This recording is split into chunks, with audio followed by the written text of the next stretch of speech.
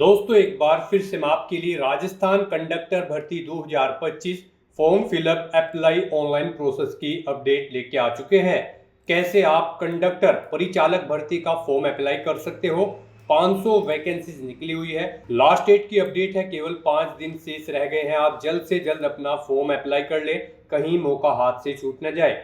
Online आवेदन करते समय आपको कोई भी ऐसी गलती या फिर मिस्टेक नहीं करनी होगी जिसको करने से आपके फॉर्म रिजेक्ट हो सकते हैं। अप्लाई करते समय आपको फोटोग्राफ, सिग्नेचर, डॉक्यूमेंट कैसे और कितने केबी में अपलोड करने होंगे, कैसे आप अपना ओटीआर रजिस्ट्रेशन करोगे, रजिस्ट्रेशन टाइम पर आप फीस पेमेंट कैसे करोगे, कैसे आप केवाईसी कर सकते हो, डिपार्टमेंट प्रेफरेंस आप कैसे दोगे और कैसे आप अपनी एजुकेशनल क्वालिफिकेशन की डिटेल दोगे।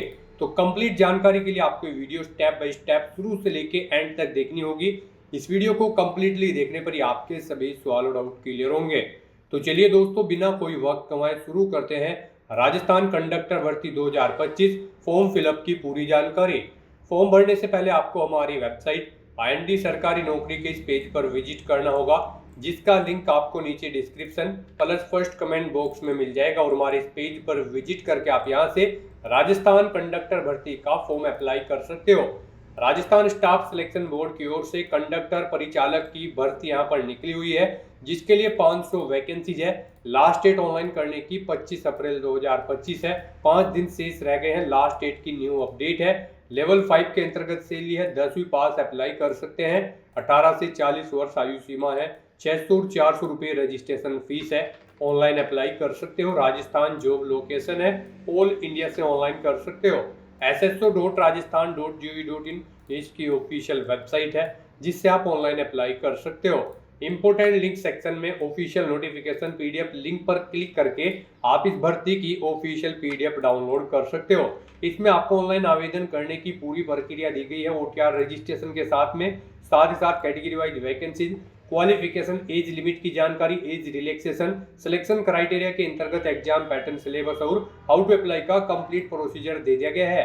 तो अप्लाई ऑनलाइन करने से पहले आपको ये ऑफिशियल नोटिफिकेशन की PDF पूरा पढ़ना अनिवार्य है। इसको पूरा पढ़ने से ही आपके सभी सवाल और डाउट क्लियर होंगे। PDF रीड आउट करने के बाद में आपको अप्लाई ऑनलाइन लिंक पर क्लिक करना होगा, तो आपके सामने ऑनलाइन का ये SSO का ऑफिशियल पोर्टल ओपन हो जाएगा। गाइस, यहाँ पर अगर आपने पहले से रजिस्ट्रेशन कर रखा है तो आपको अपनी लॉगिन ID, SSO ID या फिर यूजर नेम एंटर करना है। अपना पासवर्ड आपको एंटर करना है। ये कैप्चा कोड आपको यहाँ पर एंटर करना है और लॉगिन की स्टेप पर क्लिक करके अपने डैशबोर्ड में लॉगिन कर लेना है और फिर वहां से आपको अपना फॉर्म अप्लाई कर लेना है। और अगर आप यहाँ पर अपनी SSO ID भूल चुके हैं तो यहाँ पर forgot my digital identity SSO ID के सामने क्लिक हियर के इस लिंक पर क्लिक करें और अपनी SSO ID गेट कर लें। पासवर्ड भूल चुके हैं तो यहाँ पर भी आप क्लिक करें आई फॉरगॉट माई पासवर्ड के सामने क्लिक हियर लिंक पर और अपना पासवर्ड यहाँ पर आप गेट कर लें। और गाइस, अगर आप इस भर्ती के लिए फर्स्ट टाइम अप्लाई करने जा रहे हो, यानी कि राजस्थान सिंगल साइन ऑन के इस पोर्टल के थ्रू आप किसी भी भर्ती के लिए फर्स्ट टाइम अप्लाई करने जा रहे हो, तो सबसे पहले यहाँ पर आपको अपना रजिस्ट्रेशन करना होगा, 1 टाइम रजिस्ट्रेशन। उसके लिए यहाँ पर आपको रजिस्ट्रेशन की स्टेप पर क्लिक करना है। उसके बाद आपके सामने रजिस्ट्रेशन का इंटरफेस ओपन हो जाएगा। यहाँ पर भी आपके पास 2 ऑप्शन है। आप सिंपली सिटीजन या फिर उद्योग है तो आप इस ऑप्शन पर क्लिक करें। गवर्नमेंट एम्प्लॉय है तो आप इस ऑप्शन पर क्लिक करें, गवर्नमेंट एम्प्लॉय की स्टेप पर। फिर यहाँ पर आप अपना SIPF इस ऑप्शन पर क्लिक करें। फिर आप अपना SIPF नंबर एंटर करें, अपना SIPF का पासवर्ड एंटर करें और नेक्स्ट ऑप्शन पर क्लिक करके अपना रजिस्ट्रेशन की आगे की टास्क कंप्लीट कर ले। गाइस, यहाँ पर अगर आप सिंपली सिटीजन है तो आपको इस ऑप्शन पर क्लिक करना है।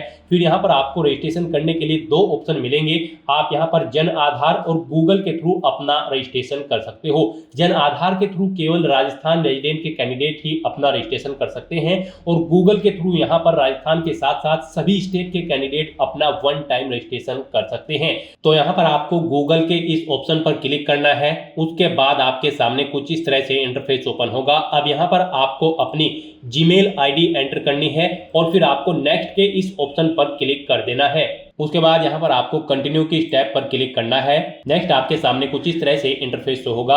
आपकी ईमेल ID के शुरू के कैरेक्टर को यहाँ पर आपका SSO ID या फिर यूजर नेम सेट कर दिया गया है SSO की तरफ से।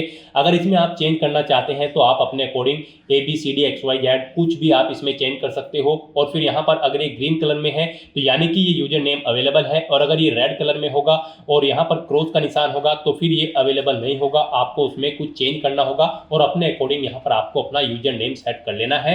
उसके बाद यहाँ पर आपको अपना पासवर्ड एंटर करना है। गाइस यहाँ पर आपका पासवर्ड 8 से 30 कैरेक्टर के बीच में होना चाहिए। यहाँ पर आपको पासवर्ड की गाइडलाइन दी गई है। इस गाइडलाइन के अकॉर्डिंग आपको अपना पासवर्ड यहाँ पर रेडी करना है। आपको कुछ इस फॉर्मेट में अपना पासवर्ड यहाँ पर रेडी करना है। मीन्स आपका पासवर्ड यहाँ पर अल्फा न्यूमेरिक फॉर्मेट में होना चाहिए। आपके पासवर्ड में कम से कम एक अपर केस कैरेक्टर, एक लोअर केस कैरेक्टर, एक इंटीजर नंबर और एक स्पेशल कैरेक्टर जैसे कि @ या फिर डॉलर होना चाहिए। तो इस फॉर्मेट में यहाँ पर आपको अपना पासवर्ड सेट करना है। वही पासवर्ड आपको कंफर्म पासवर्ड फील्ड में एंटर करना है। उसके बाद यहाँ पर आपको अपना मोबाइल नंबर एंटर करना है। फिर आपको इसे नीचे स्क्रॉल डाउन करना है। फिर यहाँ पर आपको अपना मोबाइल नंबर एंटर करना है या फिर ईमेल आईडी एंटर करनी है। और उसके बाद गाइस यहाँ पर आपको रजिस्टर की इस टैब पर क्लिक कर देना है। इस तरह से यहाँ पर आपका रजिस्ट्रेशन सक्सेसफुली कंप्लीट हो जाएगा। आपको एक यूजर आईडी और पासवर्ड आपके रजिस्टर्ड मोबाइल नंबर पर सबमिट कर दिया गया है। आपको उसे केयरफुली नोट डाउन करके रख लेना है फ्यूचर यूज के लिए। और यहाँ पर अब आपको ओके के इस बटन पर क्लिक करना है। नेक्स्ट आपके सामने कुछ इस तरह से इंटरफेस ओपन होगा। गाइस यहाँ पर अब आपको अपनी SSO ID या फिर यूजर नेम एंटर करना है। उसके बाद आपको अपना पासवर्ड एंटर करना है जो आपके मोबाइल नंबर पर आया है या फिर आपने जो क्रिएट किया है। उसके बाद आपको ये कैप्चा कोड यहाँ पर एंटर करना है और फिर आपको यहाँ पर लॉगिन की इस टैब पर क्लिक कर देना है। और गाइस यहाँ पर अगर आप अपनी SSO ID भूल गए हैं या फिर पासवर्ड भूल गए हैं तो यहाँ पर आप I forget my digital identity SSO ID के सामने क्लिक हियर के इस लिंक पर क्लिक करें और फिर यहाँ पर आप अपनी बेसिक डिटेल्स प्रोवाइड कराते हुए अपनी SSO ID गेट कर ले। पासवर्ड भूल चुके हैं तो उसके लिए भी आप क्लिक हियर के इस लिंक पर क्लिक करके अपना पासवर्ड गेट कर सकते हैं। अगर मल्टीपल SSO ID है तो आप क्लिक हियर टू मर्ज इस ऑप्शन पर क्लिक करके अपनी SSO ID यहाँ पर मर्ज कर सकते हैं। तो बस यहाँ पर अब आपको अपनी यूजर आईडी और पासवर्ड एंटर करके और ये कैप्चा कोड एंटर करके अपने डैशबोर्ड में लॉगिन करना है। नेक्स्ट आपके सामने कुछ इस तरह से इंटरफेस ओपन होगा। गाइस यहाँ पर अब आपको अपनी प्रोफाइल अपडेट करनी है। सबसे पहले यहाँ पर अगर आप अपना फोटो ऐड करना चाहते हैं तो आप इस फोटो पर क्लिक करें। फिर यहाँ पर आप इस फोटो पर क्लिक करें। उसके बाद यहाँ पर आप इस ऑप्शन पर क्लिक करें और अपना फोटो सेलेक्ट करके यहाँ पर आप उसे अपडेट कर सकते हैं। अपना प्रोफाइल फोटो यानी कि आप यहाँ पर सेट कर सकते हो।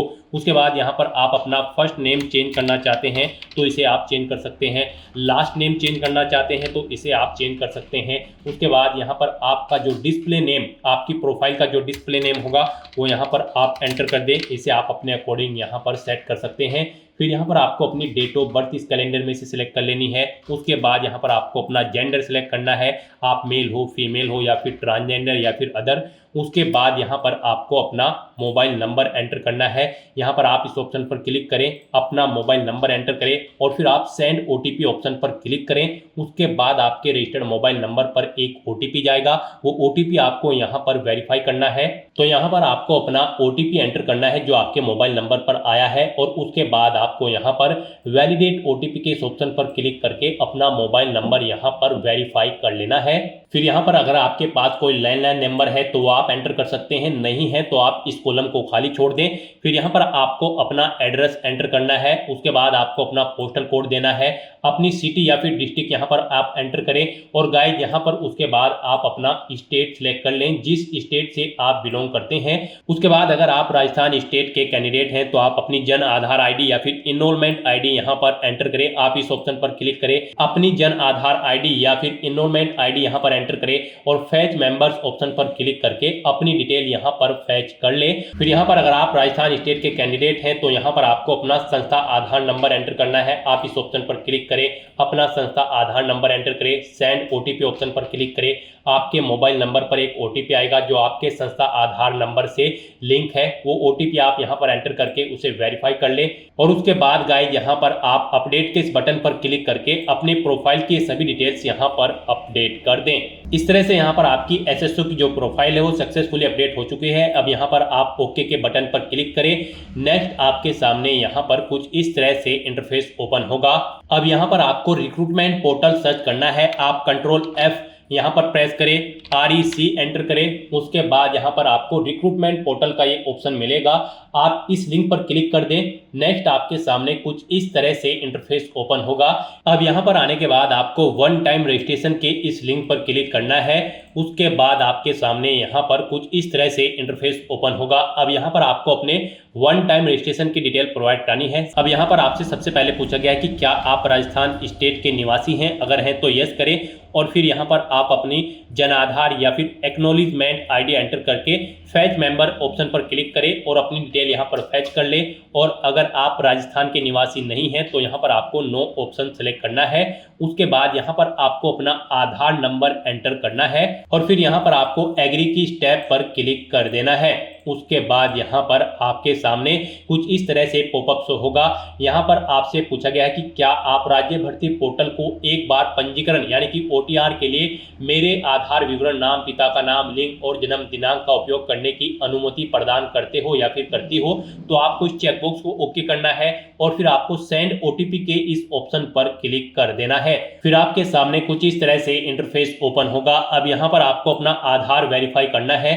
उसके लिए आपको यहाँ पर इस चेकबॉक्स को ओके करना है और फिर आपको OTP भेजें इस ऑप्शन पर क्लिक कर देना है। उसके बाद यहाँ पर आपके रजिस्टर्ड मोबाइल नंबर पर एक OTP आएगा। उस मोबाइल नंबर पर जिससे आपका आधार लिंक है वो OTP आप यहाँ पर एंटर करें और फिर आप प्रमाणीकरण करें इस ऑप्शन पर आप क्लिक कर दें। इस तरह से यहाँ पर आपका आधार वेरीफाई हो जाएगा और आपकी जो डिटेल्स है वो यहाँ पर आपके आधार से फैच करके फिल कर दी गई है, जैसे कि आपका नाम, आपका जेंडर, आपके फादर का नाम, आपकी डेट ऑफ बर्थ। अब यहाँ पर आपको अपना मोबाइल नंबर एंटर करना है और फिर यहाँ पर आपको gate email from SSO profile इस ऑप्शन पर क्लिक करके अपनी ईमेल आईडी को यहाँ पर फैच कर लेना है। जो आपने रजिस्ट्रेशन टाइम पर अपनी ईमेल आईडी एंटर की थी वो यहाँ पर फैच होके आ जाएगी। फिर यहाँ पर आपको वेरीफाई OTR आपको इस ऑप्शन पर क्लिक कर देना है। फिर यहाँ पर आपको आपकी डिटेल शो कर दी जाएगी। आपकी डिटेल अगर ओके है तो यहाँ पर अब आप फाइनल सबमिट के इस ऑप्शन पर क्लिक कर दें। उसके बाद आपके रजिस्टर्ड मोबाइल नंबर पर एक OTP आएगा। वो OTP आपको यहाँ पर एंटर करना है और उसके बाद आपको यहाँ पर वेरीफाई OTP के इस ऑप्शन पर क्लिक कर देना है। इस तरह से यहाँ पर आपके वन टाइम रजिस्ट्रेशन की डिटेल सक्सेसफुली सेव हो जाएगी।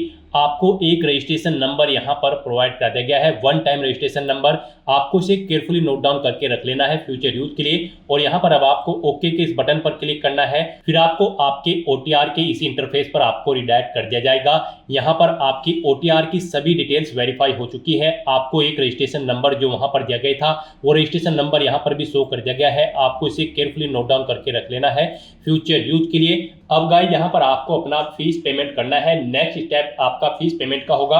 उसके लिए आपको यहाँ पर पे फीस की स्टेप पर क्लिक करना है। उसके बाद आपके सामने यहाँ पर कुछ इस तरह से पॉपअप शो होगा। अब यहाँ पर आपसे पूछा गया कि क्या आप राजस्थान स्टेट के कैंडिडेट हैं, अगर हैं तो यस करें और फिर यहाँ पर आप अपनी कैटेगरी सिलेक्ट करें। आप रिजर्व कैटेगरी के अंतर्गत आते हो या फिर अनरिजर्व के, आप अपने अकॉर्डिंग ऑप्शन सेलेक्ट करें। और अगर आप राजस्थान स्टेट के कैंडिडेट नहीं हैं तो यहाँ पर आप नो ऑप्शन सेलेक्ट करें। फिर यहाँ पर केवल अनरिजर्व कैटेगरी कैंडिडेट ही अप्लाई कर सकते हैं अगर आप राजस्थान स्टेट से बाहर के कैंडिडेट हैं। उसके बाद यहाँ पर आपसे पूछा गया कि क्या आप स्पेशली एबल्ड कैंडिडेट हैं, अगर हैं तो आप यहाँ पर यस ऑप्शन सेलेक्ट करें। उसके बाद यहाँ पर आपको 400 रुपये फीस के रूप में जमा कराने होंगे। और अगर आप स्पेशली एबल्ड कैंडिडेट नहीं हैं तो यहाँ पर आपको नो ऑप्शन सेलेक्ट करना है। फिर यहाँ पर आपको 600 रुपये एप्लीकेशन फीस के रूप में जमा कराने होंगे। तो इस तरह से आपको आपकी कैटेगरी के अकॉर्डिंग यहाँ पर फीस का अमाउंट शो कर दिया जाएगा। गाइस हम यहाँ पर आपको एक बार फिर से बता दें, अगर आप यहाँ पर वन टाइम रजिस्ट्रेशन करने जा रहे हो, अगर आप अनरिजर्व कैटेगरी से बिलोंग करते हो तो फिर आपको 600 रुपये फीस जमा करानी है। रिजर्व कैटेगरी के अंतर्गत आते हो तो फिर आपको 400 रुपये फीस के रूप में जमा कराने होंगे। ये अमाउंट आपको सिर्फ एक बार जमा कराना है। उसके बाद SSO के पोर्टल से जितनी भी भर्तियां निकलेगी, जितनी भी भर्तियों के लिए आप अप्लाई करोगे, फिर आपको कोई शुल्क जमा नहीं कराना है। ये वन टाइम फीस है। आप एक बार फीस जमा करा के फिर यहाँ पर SSO की इस वेबसाइट के थ्रू मल्टीपल जॉब्स के लिए आप अप्लाई कर सकते हो। तो यहाँ पर अब आपको आपकी कैटेगरी के अकॉर्डिंग अमाउंट शो कर दिया जाएगा। उसके बाद यहाँ पर आपको पे फीस के इस ऑप्शन पर क्लिक करना है। फिर आपको ओके करना है। उसके बाद यहाँ पर आपको फीस पेमेंट के इंटरफेस पर डायरेक्ट कर दिया जाएगा। यहाँ पर आपके पास तीन चॉइस है। आप तीन तरह से अपना फीस पेमेंट कर सकते हो। नेट बैंकिंग के थ्रू, एग्रीगेटर के थ्रू या फिर QR कोड पेमेंट के थ्रू, यहाँ पर सबसे बेस्ट ऑप्शन आपके लिए QR कोड पेमेंट रहेगा। आप यहाँ पर इस ऑप्शन को सिलेक्ट करें, फिर यहाँ पर आप फोन पे ऑप्शन सेलेक्ट करें और पे नाउ के इस ऑप्शन पर क्लिक कर दें। उसके बाद गाइस यहाँ पर आपको फीस पेमेंट के इंटरफेस पर डायरेक्ट किया जाएगा। नेक्स्ट आपके सामने कुछ इस तरह से इंटरफेस ओपन होगा। यहाँ पर आप दो तरह से फीस पेमेंट कर सकते हो, QR कोड के थ्रू या फिर आप अपने मोबाइल नंबर के थ्रू यहाँ पर फीस पेमेंट कर सकते हो। आपके लिए यहाँ पर बेस्ट ऑप्शन QR कोड रहेगा, तो यहाँ पर आप शो कोड ऑप्शन पर क्लिक करें। आपके सामने ये QR कोड शो होगा। आप अपने किसी भी UPI से इसे स्कैन करें और अपना फीस पेमेंट कर दें। सक्सेसफुली फीस पेमेंट करने के बाद आपको आपके OTR के डैशबोर्ड पर डायरेक्ट कर दिया जाएगा। यहाँ पर आपका फीस पेमेंट सक्सेसफुली कंप्लीट हो चुका है। अब आप व्यू रिसिप्ट के ऑप्शन पर क्लिक करके अपनी एप्लीकेशन फीस की एक रिसिप्ट का यहाँ पर प्रिंट आउट ले सकते हैं फ्यूचर यूज के लिए। और यहाँ पर अपनी ये फीस पेमेंट करने के बाद अब आपको नेक्स्ट ऑप्शन कंप्लीट करना है। वो आता है यहाँ पर आपका OTR eKYC। आपको इस ऑप्शन पर क्लिक करना है। अब यहाँ पर गाइस आपको अपना लाइव फोटो कैप्चर करना है और अपना हैंड रिटन डिक्लेरेशन डॉक्यूमेंट आपको अपलोड करना है। लाइव फोटो कैप्चर करने के लिए आपको कुछ गाइडलाइंस दी गई है, इन्हें ध्यान में रखते हुए आपको अपना फोटो यहाँ पर कैप्चर करना है। यहाँ पर 5 सेकंड के टाइमर के पश्चात अभ्यर्थी अपनी पलक 2-3 बार झपकाए। यदि आपकी फोटो बंद आंखों के साथ कैप्चर हुई है तो आप दोबारा से अपनी फोटो कैप्चर करें और फोटो कैप्चर करते समय आपको कैमरे की तरफ देखना है। अगर आप चश्मे का इस्तेमाल करते हैं तो आप अपना फोटो चश्मे के साथ ही लें, परंतु इस बात का ध्यान रखें कि चश्मे पर रोशनी के कारण फोटो अस्पष्ट अथवा चमक के साथ कैप्चर ना हो। बिल्कुल साफ फोटो आपका होना चाहिए। साथ ही साथ यहाँ पर अभ्यर्थियों को सुनिश्चित करना होगा कि लाइव फोटो साफ एवं पर्याप्त रोशनी में पृष्ठभूमि के साथ ली गई हो। धुंधली अथवा अंधकार में फोटो यहाँ पर एक्सेप्ट नहीं होगी। गाइस यहाँ पर अगर आपका फोटो स्पष्ट नहीं है तो आप बार बार अपना फोटो कैप्चर कर सकते हैं, परंतु एक बात आपको याद रखनी है, OTP के माध्यम से वेरिफिकेशन के पश्चात फाइनल सबमिट किए जाने के बाद आपको अवसर नहीं मिलेगा। उससे पहले ही आपको अपना फोटो यहाँ पर कैप्चर कर लेना है, फिर आप चेंज नहीं कर पाओगे। तो यहाँ पर इन दिशा निर्देश को रीड करने के बाद आपको इस चेकबॉक्स को ओके करना है। उसके बाद आपको टेक फोटो इस ऑप्शन पर क्लिक करना है। तो यहाँ पर अपना फोटो कैप्चर करने के बाद फिर आपको अपना hand written declaration document upload करना है। उसके लिए यहाँ पर आपको फॉर्मेट दिया गया है। आप सैंपल फाइल के इस लिंक पर क्लिक करें। नेक्स्ट आपके सामने यहाँ पर ये PDF ओपन हो जाएगी। गाइस यहाँ पर आपको इस PDF का एक हार्ड कॉपी प्रिंट आउट ले लेना है और उसके बाद आपको उस हार्ड कॉपी प्रिंट आउट पर अपना नाम मेंशन करना है, अपने फादर का नाम मेंशन करना है, अपनी डेट ऑफ बर्थ देनी है, यहाँ पर आपको अपने हस्ताक्षर करने हैं और उसके बाद आपको ये कंप्लीट डाटा फिर यहाँ पर मेंशन कर देना है अपने हाथ से ब्लू इंक पेन से। और उसके बाद यहाँ पर आपको अपने सिग्नेचर कर देने हैं। फिर ऐसे ही आपको यहाँ पर इंग्लिश में भी अपनी राइटिंग देनी है। उसके लिए यहाँ पर आपको इंग्लिश का परफॉर्मा दिया गया है। यहाँ पर भी आने के बाद आपको फिर अपना नाम एंटर करना है इंग्लिश में, अपने फादर का नाम एंटर करना है इंग्लिश में, अपनी डेट ऑफ बर्थ देनी है और फिर यहाँ पर आपको अपने सिग्नेचर करने हैं। और उसके बाद आपको ये कंप्लीट डाटा फिर अपने हैंड से ब्लू इंक पेन से आपको फिर दोबारा से इंग्लिश में यहाँ पर राइट कर देना है। उसके बाद गाइस यहाँ पर आपको अपनी SSO ID एंटर करनी है, अपना OTR वन टाइम रजिस्ट्रेशन का जो नंबर आपको मिला है वो रजिस्ट्रेशन नंबर यहाँ पर आपको एंटर करना है, अपना परमानेंट एड्रेस आपको यहाँ पर मेंशन कर देना है और यहाँ पर आपको अपने सिग्नेचर कर देने हैं। इस तरह से आपको अपना ये हैंड रिटन डिक्लेरेशन डॉक्यूमेंट तैयार कर लेना है और फिर इसका आपको फोटो खींचकर अपने कंप्यूटर में सेव कर लेना है, यानी कि इसकी एक सॉफ्ट कॉपी। और फिर आपको अपना वो डॉक्यूमेंट यहाँ पर अपलोड करना होगा।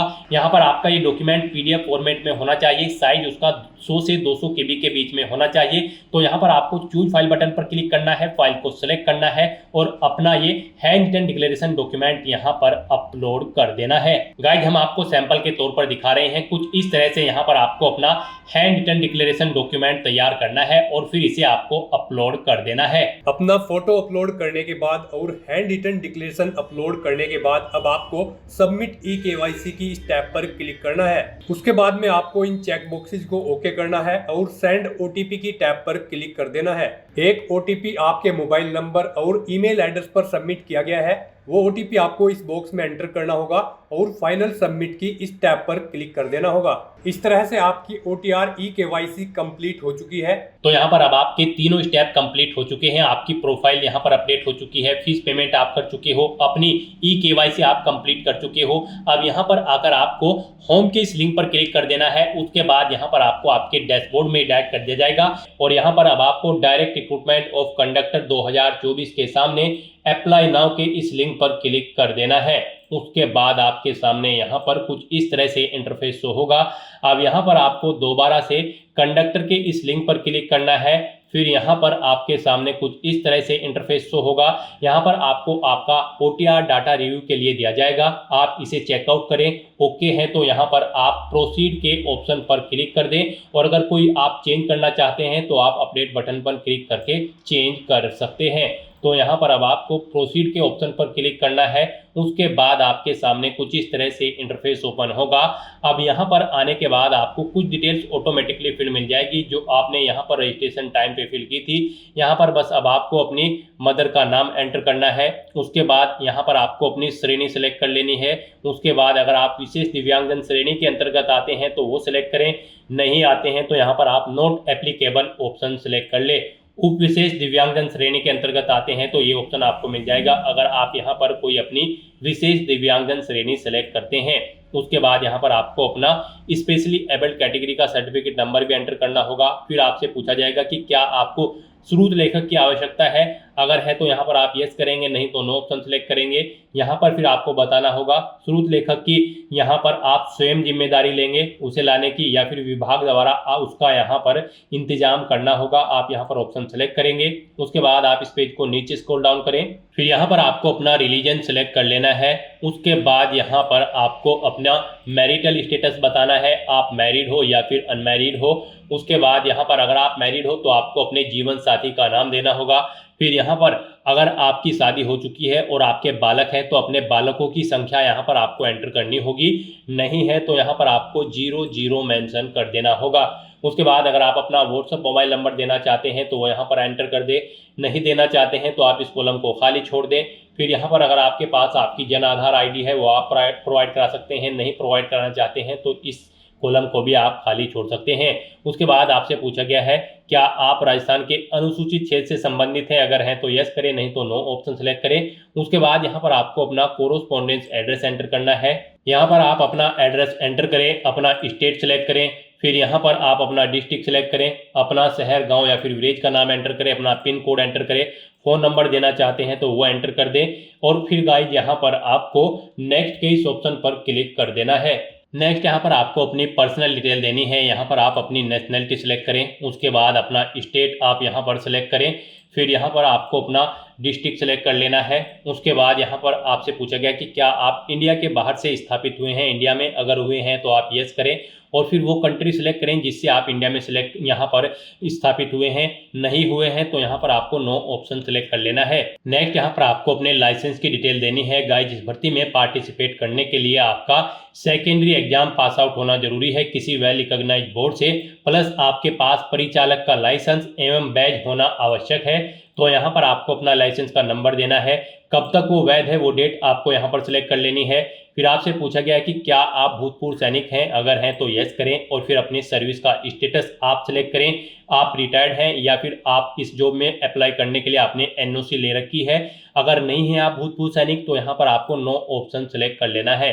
उसके बाद आपसे पूछा गया कि क्या आप स्पोर्ट पर्सन हैं, अगर हैं तो यस करें और फिर बताएं आप नेशनल लेवल के स्पोर्ट पर्सन हैं या फिर इंटरनेशनल, और अगर नहीं है आप यहाँ पर स्पोर्ट पर्सन तो आपको नो ऑप्शन सेलेक्ट करना है।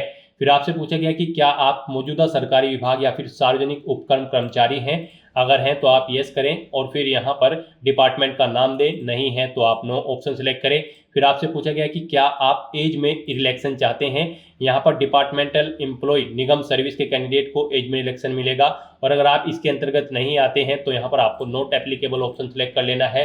इस तरह से अपनी डिटेल प्रोवाइड करने के बाद बस अब आपको नेक्स्ट के इस ऑप्शन पर क्लिक करना है। नेक्स्ट यहाँ पर आपको अपनी एजुकेशनल क्वालिफिकेशन की डिटेल देनी है। यहाँ पर आकर आप इस चेकबॉक्स को ओके करें।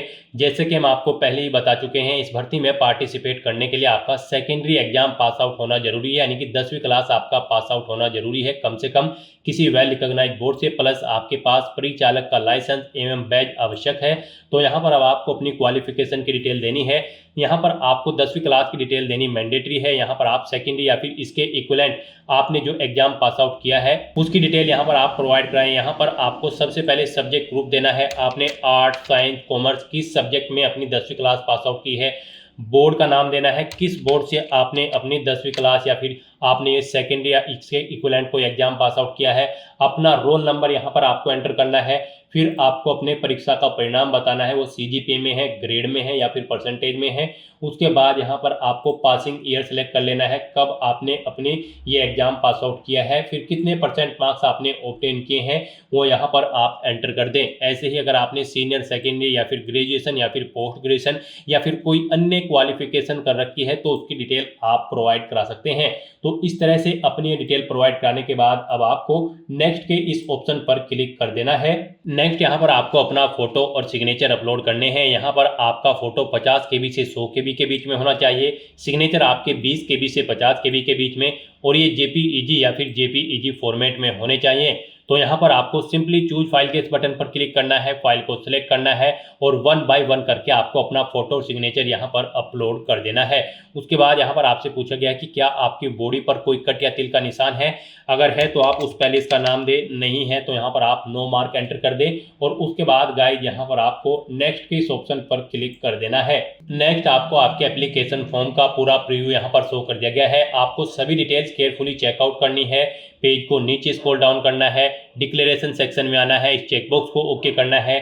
कहीं पर कोई मिस्टेक है तो आप यहाँ पर अपडेट के बटन पर क्लिक करके अपडेट कर सकते हो, और अगर सभी चीज़ें ओके हैं तो बस यहाँ पर अब आपको फाइनल सबमिट के इस ऑप्शन पर क्लिक कर देना है। उसके बाद आपके रजिस्टर्ड मोबाइल नंबर और ईमेल आईडी पर एक OTP जाएगा, वो OTP आपको यहाँ पर एंटर करना है और फिर आपको वेरीफाई OTP के इस ऑप्शन पर क्लिक कर देना है। इस तरह से यहाँ पर आपका एप्लीकेशन फॉर्म सक्सेसफुली सबमिट हो जाएगा। उसके बाद आपको यहाँ पर प्रिंट के इस ऑप्शन पर क्लिक करके अपने एप्लीकेशन फॉर्म का एक हार्ड कॉपी प्रिंट आउट ले लेना है, फ्यूचर यूज के लिए, फ्यूचर रेफरेंस के लिए। तो दोस्तों ऐसे आप Rajasthan staff selection board Rajasthan conductor परिचालक के 500 खाली पदों को भरने के लिए अपना फॉर्म अप्लाई कर सकते हो बिना कोई मिस्टेक किए हुए। आज की इस वीडियो में बस इतना ही। आई होप ये वीडियो आपको पसंद आई होगी। अगर पसंद आई हो तो इसे लाइक और शेयर करें, चैनल पर नए हो तो इसे सब्सक्राइब कर लें। Thanks for watching.